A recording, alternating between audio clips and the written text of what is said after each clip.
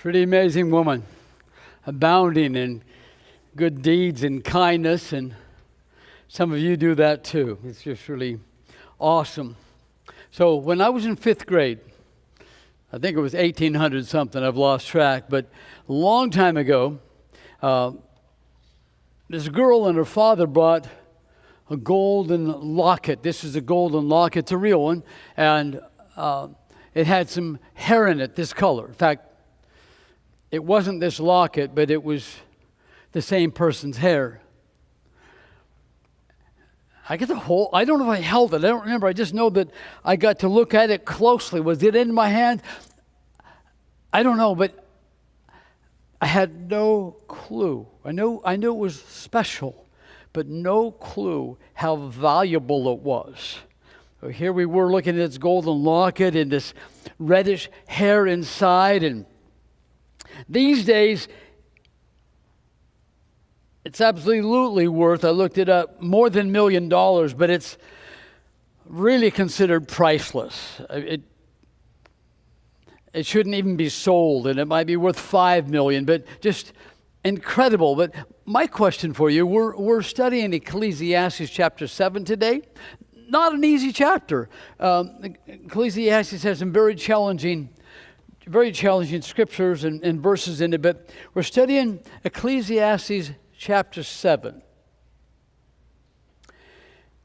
And it begins by saying, a good name, like Tabitha had, a woman abounding in good deeds and kindness, a good name is better than a good ointment. Well, we'll get to the ointment in just a minute, but this locket, the one that I got to look at, was even more special. It was incredibly valuable. Here's the thought question, that unless you know what this is or whose hair that is, you won't be able to guess. But what made this locket that I got to see priceless? What made it so valuable? Was it the gold? Well, I don't know. Maybe there's an ounce of gold at the most, and gold's worth $3,000 today.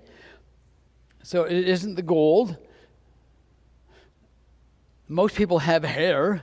It's not that it has hair in it. What made it so valuable? And the answer is the good name, the reputation of the person that this hair comes from. And so here's the rest of the story, that this girl's last name in 5th grade was Washington. And this locket, as well as the one she had George Washington's red hair, because that's the color of the hair our first president had. You've seen him with wigs on or powdered hair. The reason it's priceless is because this man was such a man of character and dignity and leadership and goodness that's why it's priceless and worth way more than $1 million. And the story behind it, I'll just tell you this too, is that her dad came with her, and again, I didn't understand the value of it at that time, even though I was a reader and really appreciated George Washington. George Washington cut a lock of his hair off, put it in the locket. I guess that's where the name locket comes from, but put a lock of his hair in the locket and gave it to another famous man that you historians will know, and that was Lafayette, who was a French nobleman who served as a major general in the Revolutionary War for the Continental Army, the United States to be. So George Washington gave it to Lafayette. Lafayette treasured it. He looked to George as a father figure and a dear friend. And when George Washington died, Lafayette gave this national treasure back to George Washington. Now, I told you the girl's name was Washington, and that very day, I don't know if he was interviewed at the elementary school we were at, Riverton Heights, which is gone now, or if he was, but he was on the radio. So our class got to listen over the intercom to the dad tell the story behind this locket. George Washington and Lafayette, back to George Washington's family. And one more thing, just for those of you that really know your history, George Washington had no children. Probably because he got smallpox when he was young, but he couldn't have children. But his wife, Martha, had some before he married her, and George Washington had 8 siblings. And so tons of nephews and nieces that carried on the Washington name, and that's why this girl, who happened to have red hair, she also had the last name Washington. He was a direct relative of Washington's family. Anyway, precious for one reason and one reason only, because of the reputation, the good name George Washington had. This locket, by the way, was cut by George Washington's wife Martha and given to Oliver and Elizabeth Walcott. It's in the Mount Vernon Museum. Okay, so here we go. We're going to start in Ecclesiastes 7, the first half of the verse. A good name is better than good ointment. Well, that probably means a lot to especially young people, right? A good name is worth more than good ointment. So when Cyrus hears that, or Zoe hears that, whoa, I can't believe it's worth more than... So what's he talking about? I've got a tube of ointment up here, a triple antibiotic ointment, and it costs, I looked it up yesterday, under $10. So good name is, well, a good name is worth more than $10? And by the way, how much is your name worth? How much is your reputation is what it's talking about. How much is your reputation worth? Well, that's, oh, sorry, I don't have the picture up there yet. Squeezed bottle of ointment, $10. That's not what it's talking about. If we were to go to John 12 or Mark 14, it tells us the week before Jesus is going to be crucified that he was at Mary and Martha's. No, he wasn't at their house, but anyway, he was in Bethany, and Mary broke the neck off of a vial of precious ointment and poured it on him. And Judas and other apostles said, why wasn't this sold for 300 denarii? So they're saying that the ointment of pure nard that Mary broke and poured on Jesus was worth a year's wages. So what's that? 50,000? Maybe a little bit more for the average American, I don't know. So your name, a good name, is worth more than good ointment. And it calls it perfume. I see it right there. Came a woman, and it was Mary, we're told in John 12, but she had an alabaster, very costly perfume. That's the same word. It means ointment. It means oil with fragrance, perfume. They call it ointment, but Americans sometimes picture something that's kind of like a gel, and it was more like a perfume. She poured it on his head, and you don't pour, a tube out, right, of gel. This costly ointment, and that's what the definition is, she poured it out on Jesus. And then, if you want to study the Greek, you can go to these two references right here, Bedag and Ioannida. All right, here is more like ointment, right? And it's really expensive. It's probably, I don't know, $15. But this is aftershave, so it's a men's perfume. How much, well, these are the definitions of the word ointment, oil, perfume. So how much is the most expensive perfume worth? Because remember what God says. Your good name, your reputation is better than good ointment. How much is the most expensive ointment today? I looked it up. You can too. Well, the most expensive ointment is perfume by Shumach, by Nabil. And you can buy a bottle of it. It only comes in one size. You can buy a bottle of it for $1.3 million. The vial itself has diamonds studded in it, but this is really expensive ointment. How much is your name worth? 1.3 million? Your reputation. Who would sacrifice their reputation for even $1.3 million? No, nobody would. Not a Christian. Lots of people would.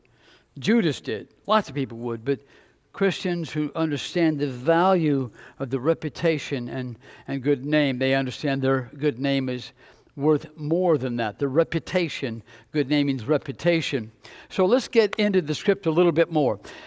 I don't like to get too technical or but look, if you're going to be reading the Bible, Proverbs, Psalms, Ecclesiastes, they're poetry, and they use what we call couplets. I won't try to bore you, but just it'll help you understand what you're reading if you know what a couplet is. So a couplet is two phrases side by side, one after the other, that say they're talking about the same thing. Sometimes a complementary couplet, there's a bunch in here. You'll see good name, there's part one, is better than good ointment. That's a couplet. Two things being compared. So the first kind of couplet is complementary, where it says the same thing in different words. So I'd say, Ellie is a really nice young woman. Or I'd say, yeah, she's really friendly. Same thing, just different words. That's called a complementary couplet. Next kind, won't try to bore you here, but it'll help us understand. Next kind is a contrast couplet. Here's an example in Psalms 15:15. It says, and a contrast means they don't agree with each other. It says, all the days of the afflicted are bad, but a cheerful heart has a continual feast. Well, a continual feast means all the days of. So it's contrasting the days of the afflicted, those without God, those that don't turn to God for their consolation. All their days are bad. Well, what about a person with a cheerful heart? Those that know God, that live for Him, all their days are good. They have a continual feast. So this is a comparative, and the Bible has tons of these, especially in the Old Testament. It's comparing this with this, or this with this, but they're comparing, and they're not equal, or they wouldn't be compared by God. The last couplet that we're going to look at is right here that we're studying today. It's a couplet, but instead of two phrases, two ideas, two nouns. So good name is better. There's the comparative of a good ointment. It's better to go to the house of mourning. It's a funeral where people mourn. Better to go there than the house of feasting. You got to be kidding me. That's the end of every man. Sorrow is better than laughter. What? Would you rather laugh or cry? These are comparative couplets, and he's going to explain it. We're going to have to dig through it, but comparing sorrow with laughter, feasting with mourning, and so forth. All right. See the thing I want to say here. We're going to. Oh.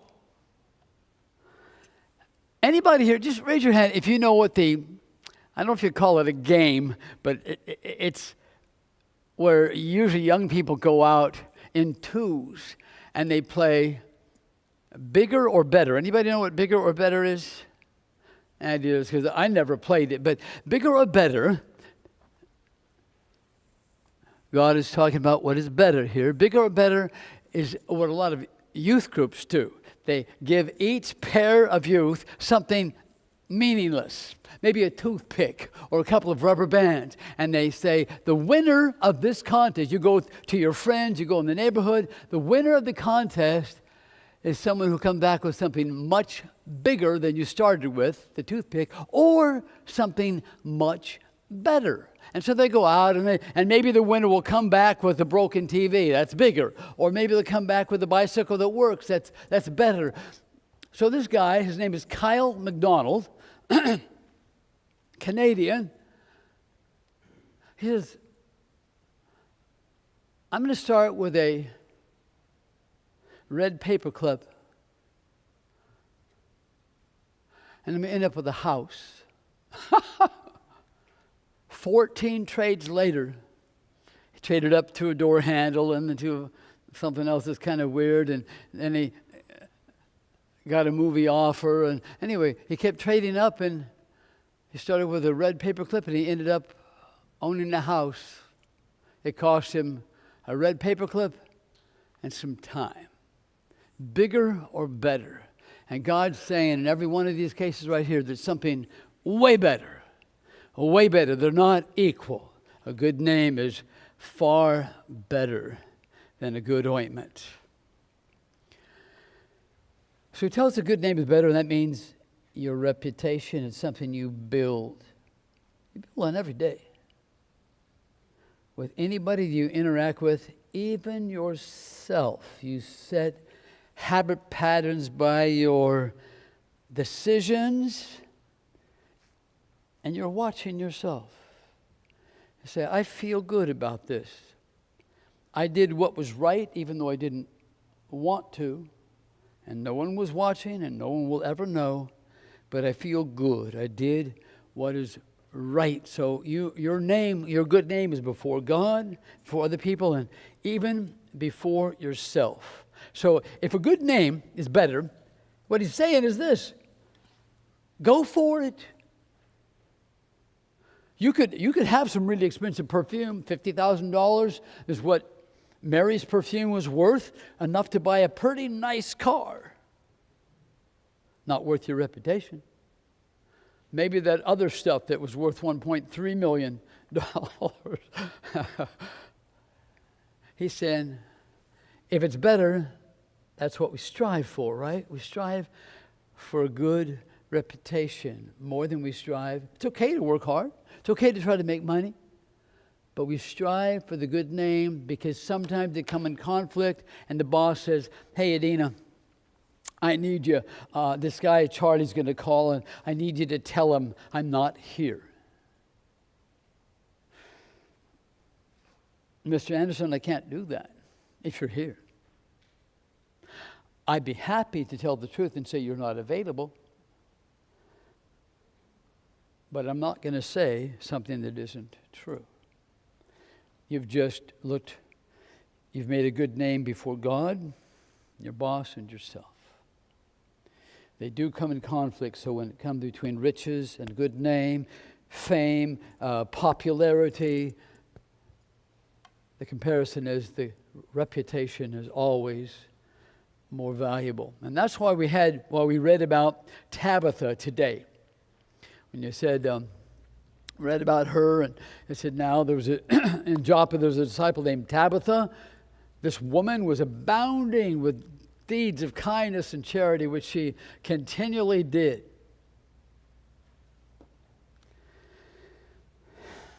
Let's see here.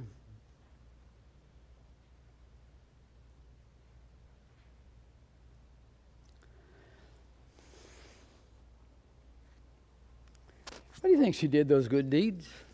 We're not told, but because God is essentially praising her, it's because she loves people and she loves God.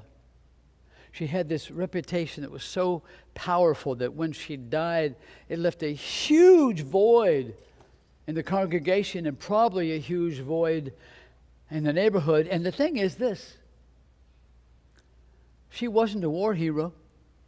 She didn't whoop on the Romans and kick them out. She wasn't even a preacher. She was just a woman that loved others, and she abounded in good deeds of kindness. That's the main way that we grow reputation, by reaching out to people that need to be reached out to. And we have some Tabithas in our congregation. I've enjoyed your blessings and appreciated them, or appreciated knowing about them when I find out about them. I want to say this: being a Tabitha takes real focus and hard work, and sometimes it's exhausting. I just want to say to our Tabithas, thank you. Thank you. And number two, don't grow weary of doing good.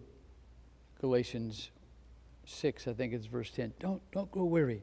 Keep it up. And when you get weary, and you will, then refresh yourself.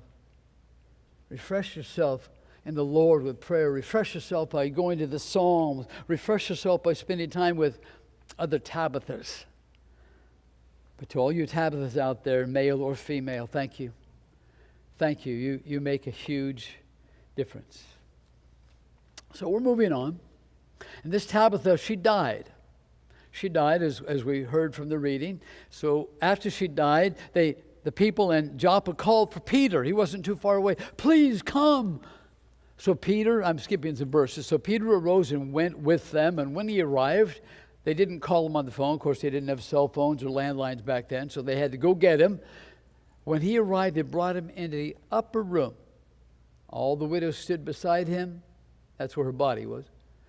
Weeping and showing all the tunics and all the garments that Dorcas, her name is Tabitha, or in Greek, Dorcas, so it's both of these, if I'm confusing you. Tabitha, Dorcas, same woman. All the garments and tunics that Dorcas used to make while she was with them. But Peter sent them all out and knelt down and prayed. And turning to the body of Tabitha, he said, Tabitha, arise. And she opened her eyes, and when she saw Peter, she sat up. Just an example of someone that may never, I don't know if she taught Bible classes, but she sure did a lot of teaching by the love and good deeds she did for people, so much so that they were wounded and there was a huge void when she died. Moving on to the second part of verse Ecclesiastes 7:1, a good name is better than a good ointment. It sure is. And the day of one's death is better than the day of one's birth. The day of one's death is better than the day of one's birth. Kind of a strange saying, wouldn't you say? And at first when I read that, I said, well, remember, I didn't give you the intro today, but Ecclesiastes, written by Solomon, has a very jaded approach. He writes that life is empty, it's vanity, life under the sun is meaningless. And he even says he's the richest man in the world and the wisest. And he says, I hated life. And in another place he said, it's better not to even be born. With the perspective of life under the sun, the globe that shines down, without recognizing God or His goodness, without worshiping Him, life is meaningless. And Solomon is right. It's just meaningless. So I said, that's what he's saying again. He's repeating the idea. And the day of one's death is better than the day of one's birth, because life without God is meaningless. But he bounces back and forth. He does mention God. And he says, go ahead and enjoy life and refresh yourself and eat and drink and what your hands find to do with all your might. But you can enjoy your earnings. So he goes back and forth between life is meaningless to, no, enjoy life under God. So I thought, he's right here. He's just saying, it better not even be born. But that's not what he's saying. I'm pretty sure it's not. You decide. But he's saying, if you have a good name, the day of your death is better than the day of one's birth.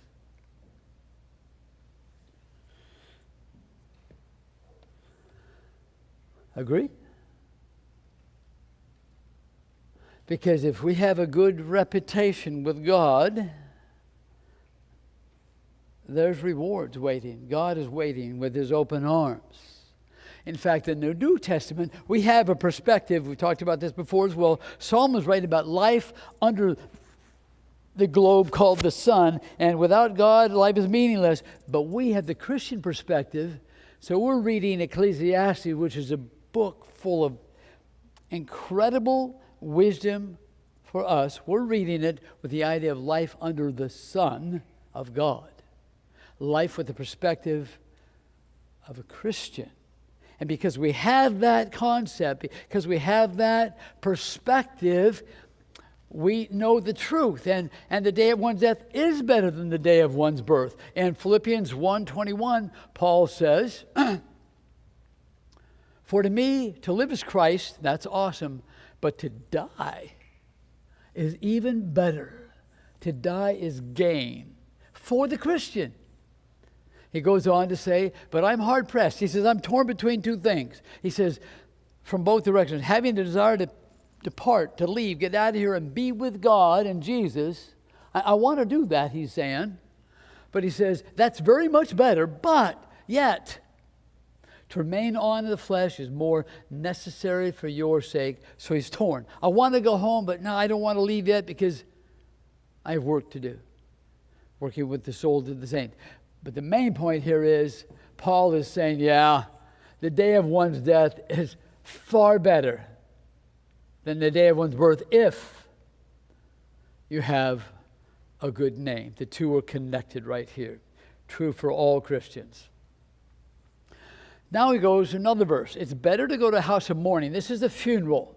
A house of mourning is where we go to remember a loved one that we lost. It's better to go to a funeral, a memorial, than it is to a house of feasting. So elders, you're the elders. I'm just the preacher, but I just want to point out something. It's better to go to a house of mourning than a house of feasting. We need to stop all potlucks. We need to stop birthday parties. Anything where there's feasting and joyety.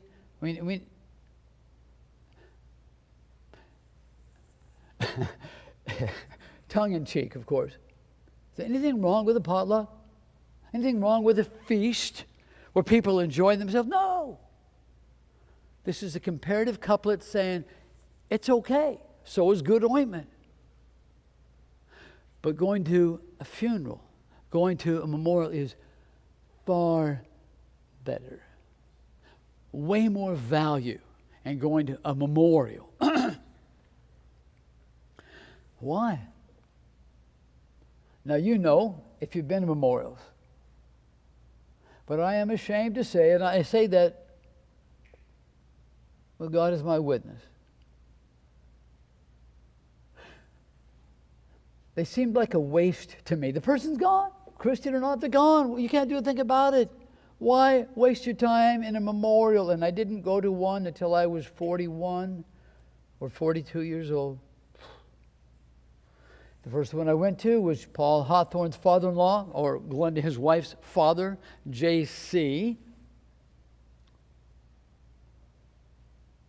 I don't know why I went, but I said, wow, have I been missing out? Number one, when it's a Christian that leaves us, we're celebrating. I mean, we may be crying, and we'll get to that in just a minute. We may be weeping, but we're celebrating another Christian victory, another child of God that got to go home. But way more than that, way more than the celebration. We learn things. We've had too many memorials here in the last few years. Several. I say too many. That was God's choice. But we learn things about our brothers and sisters that they didn't advertise, that we just didn't know. And you go, what a wonderful person. And it's inspiring. And it's motivating. And wow, I want to do that too. We get examples. And not only that, but he says, better go to the house of mourning than the house of feasting, because that is the end of every person. Yeah, they're dead. That's the end of them on earth. And the living, those at the house of mourning, they take it to heart. Don't we? We've been to a bunch. We go, wow. You know, it's easy to get caught up in life, love your life or not. It's easy to get caught up, and there's so much to do. And when you go to the house of feasting, and maybe the person's in their 20s that we lost, the house of mourning, 20s or 80s, it doesn't matter. Because I'm getting close to that age now. But we say, man, life is so precious, and it is so short. That maybe you young people, maybe Cyrus will live until he's 98 years old or longer. I meant Victor. I've already mentioned Cyrus. Victor, 98 years old. But man, it's here and gone in a flash. Ask those of us that have gray hair. What did the last 20 years go? So we go to this memorial and we go, I need to get busy. I'm motivated by that person's life, but I also realize I may not have much time left, 2 days or 30 years. And there's so much to do. So much to do. My reputation isn't as good as it could be. I have work to do. I want to honor God, honor those that I love. And so we get more benefit from a memorial than a feast. God was right. I was wrong. Verse 3, our last verse, we have more to do, but our last verse, sorrow is better than laughter. Again, one of these. Anything wrong, Bailey, do you think there's anything wrong with laughing? Because I've seen you laugh before. Nothing wrong with laughing. But sorrow can be better, right? It can be better. It says, for when a face is sad, the heart is happy. You ever experienced that? Ever had a sad face? Maybe you're crying, but your heart is happy. 36 years ago or so, really new Christian, there was a young man that was studying with us. His name was Roger Lee. And he was also studying with the cult. And so one Sunday evening, he worshiped with us. He'd been studying a little while with us. And he went forward. He wanted to be a Christian. He wanted to be baptized into Jesus. Of course, that moved me because he didn't give me a heads up.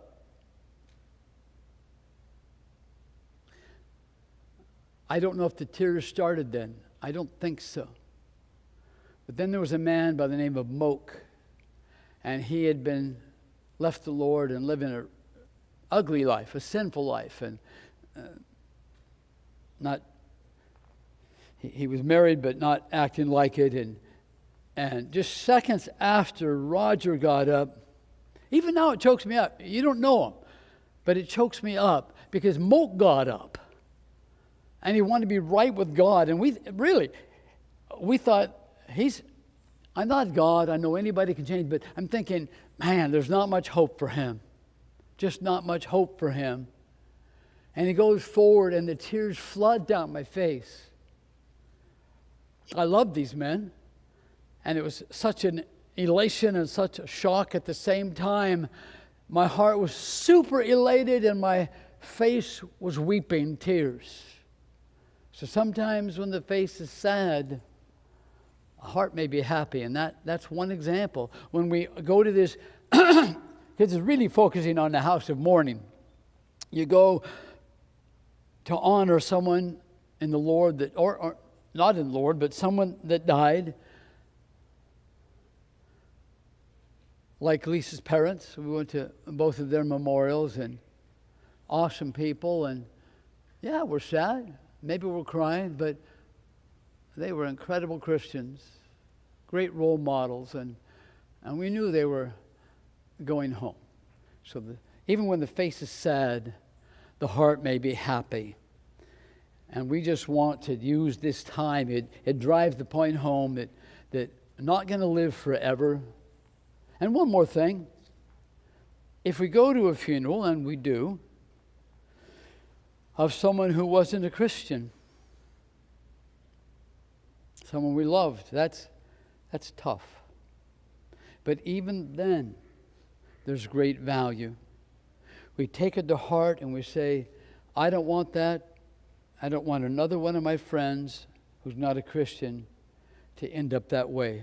I have work to do. We're more motivated to step out of our comfort zone, because telling people about Jesus can be scary. But we're more motivated. I don't want that to happen. Another person that I know, and we proclaim Jesus the Lord. So just great value going to the house of mourning.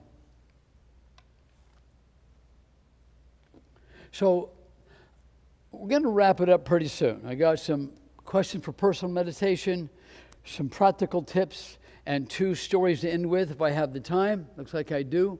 So these are just questions that I need to ask myself, and perhaps you do too. What does your name mean to others today? If someone mentions your name among a group of people that know you, what would those people feel when they hear your name? Would they feel respect and warmth, or tension, caution, comfort, joy? When your name is spoken to people that know you, what's the emotional feeling that people have when they hear your name? Respect. Number 2, if you can, write down one word that you would like to define your name. One word. Whatever that is. Humble, gentle, kind, thoughtful, godly, faithful, devoted. What one word above all the others would you like, because we want more than just one, but what one word would you like to define your name at this time? And then how can you strengthen your reputation, your good name? They're the same. How can you strengthen your reputation in ways that honor God? Maybe going after this one precept, this one concept we'd like to have more of, we'd like to define our lives. Practical advice.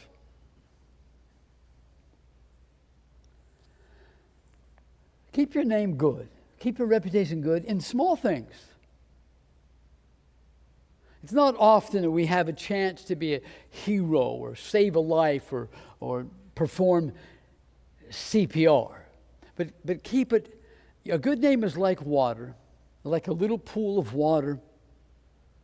And we add to it one drop at a time. Every time we do something thoughtful, good, godly, kind, something that God looks for, we're adding to this pool that represents our reputation one drop at a time. But it is so easy. It is so easy to mess up and throw out a whole bucket full of our good reputation. Now, as we mature, we do that a lot less, but we generally add to it one drop at a time. When we withdraw from it, sometimes it's a lot bigger withdrawal than the things we've been adding. But keep your name good in the small things. Just a smile. Talk to someone that you've never talked to before here today. Look for a visitor. At least shake their hand and welcome them. Small things. And there's many of those, and some of you are very good at it, better than I. I mentioned that already. So, small thing. If you promise to call, hey, I'll call you on Tuesday, call.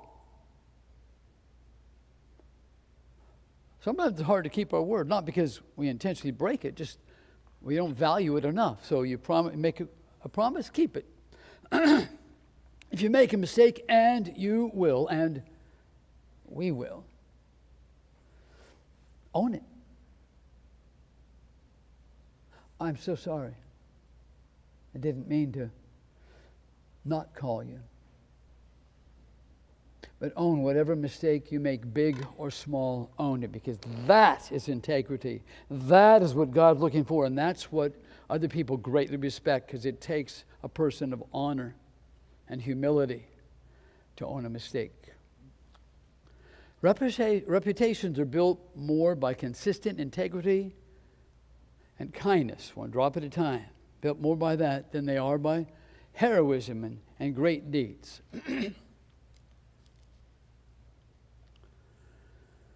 So I'll end with 2 stories. I was hoping for even more powerful ones, but these are the ones that I came up with that are true. George Washington.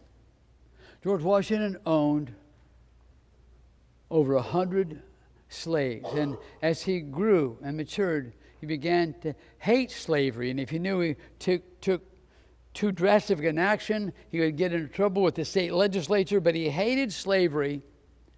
He talked to Martha and said, when I die, I want all of our slaves to go free. So within a few months to a year after he died, they emancipated 123 slaves. As far as I know, he's the only president to do that, because other presidents, Thomas Jefferson, not John Adams, but other presidents owned slaves. 123 set free. But here's what's more amazing. When the family decided to build a tomb for George Washington on their property, 12 of his former slaves came and volunteered their time. We owe Mr. Washington so much. We want to contribute to his memorial. They didn't have to. What an honor that is. That just speaks highly of the kind of man of integrity. He had his flaws, but the kind of man that he was. And then lastly, anybody know who Kyle Rote Sr. was? Because I didn't. Kyle Rote Sr. Well, he played, I figured you would, Bill Downey. He played football right about the time I was born for the New York Giants in the 1950s. And he was good. And he was loved by his teammates, and they voted him team captain 10 times, 10 years in a row, if I remember correctly. He did good. I mean, he broke down racial barriers in the team and outside, and he said New York was a tough place to be, and if you, regardless of your race, when you came to New York, you were pretty much alone. And so he would take the new players, whether they were new or just a transfer, and he would under his wing and help them find a house and different things. And he was a great man on the field, but he was a greater man off the field. And when his son came and spoke at his memorial, his name is Kyle Rote Jr., when he came, he said, you know, my dad won a lot of honors because he was an impressive player. He said, the greatest honor that was ever given to my dad was that 14 of his teammates, and teams didn't have 48 players back then, but he said 14 of my dad's teammates named their son Kyle. Wow. 14 of them. I'm not even sure all of them had sons or children. They loved Kyle so much, they named their children. And then a really famous player that was MVP of the whole football league in 1956, Frank Gifford, he was a spectacular player. He not only named his son Kyle, but he made sure his granddaughter was named Kyle as well. That's how much he loved and respected Hey, Kyle! What a tribute. Because he had developed a good reputation, one drop at a time, one act of kindness at a time. And many of you are like that, but let's excel still more, as Paul asked the Thessalonians to do. At this time, we'll offer the song of invitation. If you'd like to become a Christian today, or if you already are one, but want to make your life right with God and want our prayers, let us know. You can just come forward where we're standing and singing this song. Please stand at this time and join us.